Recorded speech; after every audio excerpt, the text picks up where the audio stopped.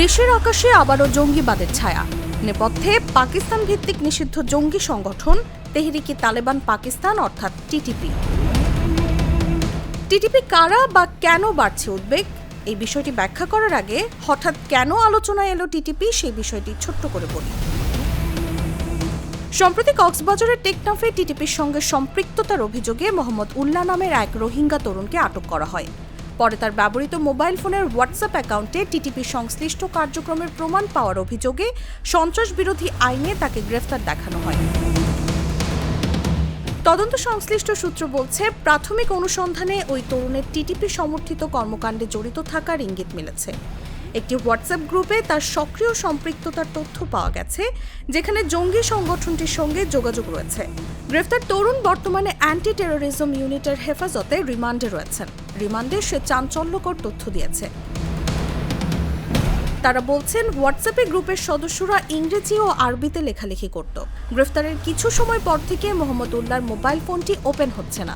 প্রযুক্তি বিষয়ে অনেক কিছু জানা আছে তার। গোয়েন্দা কর্মকর্তার ভাষ্য, এটি বিচ্ছিন্ন ঘটনা নাকি বড় কোনো নেটওয়ার্কের অংশ তা খতিয়ে দেখা হচ্ছে। শুধু এই ঘটনাই নয়, গত ১.৫ বছরের কিছু বেশি সময়ের মধ্যে অন্তত ৪ জন বাংলাদেশি পাকিস্তান সেনাবাহিনীর সঙ্গে যুদ্ধ করতে গিয়ে নিহত হয়েছেন।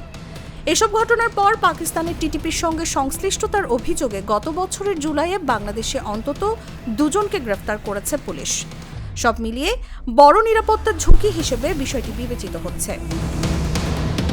আফগানিস্তানের মূল তালেবান গোষ্ঠী ১৯৯৪ সালে দেশটিতে শাসন শুরু করে। ২০০১ সালের ১১ সেপ্টেম্বর যুক্তরাষ্ট্রের সন্ত্রাসী হামলার পর মার্কিন আগ্রাসনে তাদের পতন ঘটে। ক্ষমতা হারানোর পর তালেবান যোদ্ধারা পাকিস্তান সীমান্তবর্তী এলাকায় পালিয়ে যান। সেখানে ২০০৭ সালে বেশ কিছু জঙ্গি গোষ্ঠী একটি জোট গঠন করে। তারা নিজেদের নাম দেয় তেহরিকে তালেবান পাকিস্তান বা টিটিপি। এটিই মূলত পাকিস্তান তালেবান হিসেবে পরিচিত। টিটিপি পাকিস্তানে ইসলামী শাসন প্রতিষ্ঠার জন্য পাকিস্তান সরকারকে উৎখাত করতে চায়। এ উদ্দেশ্য হাসিলে টিটিপি সরাসরি সেনাবাহিনীর উপর হামলা চালিয়ে এবং রাজনীতিবিদদের হত্যার মাধ্যমে পাকিস্তানকে অস্থিতিশীল করার কাজ চালিয়ে যাচ্ছে। টিটিপি ও আফগানিস্তানের তালেবান আলাদা সংগঠন হলেও তাদের মধ্যে ঘনিষ্ঠ মিত্রতা রয়েছে। ২০২১ সালে আফগানিস্তানে দ্বিতীয়বারের মতো ক্ষমতায় ফিরেছে আফগান তালেবান। পাকিস্তান দীর্ঘদিন ধরে অভিযোগ করে আসছে, সীমান্ত পেরিয়ে তাদের দেশে হামলা চালানো সন্ত্রাসীদের আশ্রয় প্রশ্রয় দিচ্ছে আফগানিস্তান। তবে আফগান তালেবান শুরু থেকেই পাকিস্তানের এই অভিযোগ অস্বীকার করে আসছে। টেকনাফ বাংলাদেশের সবচেয়ে স্পর্শকাতর সীমান্ত এলাকাগুলোর একটি।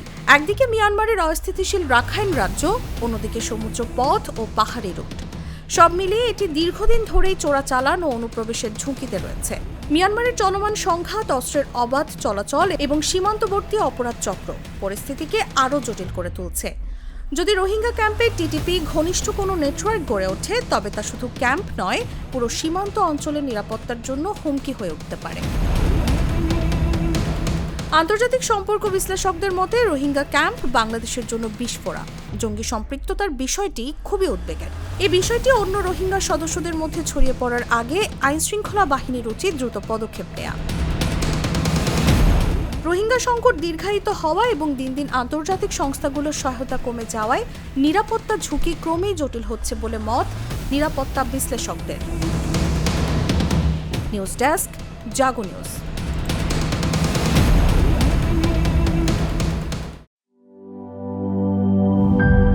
গ্লিটারের টুইন লেমন ও অ্যান্টিব্যাকটেরিয়াল ফর্মুলা বাসনকে চকচকে জীবাণুমুক্ত করে আমাদের দেয় গ্লিটার গ্যারান্টি।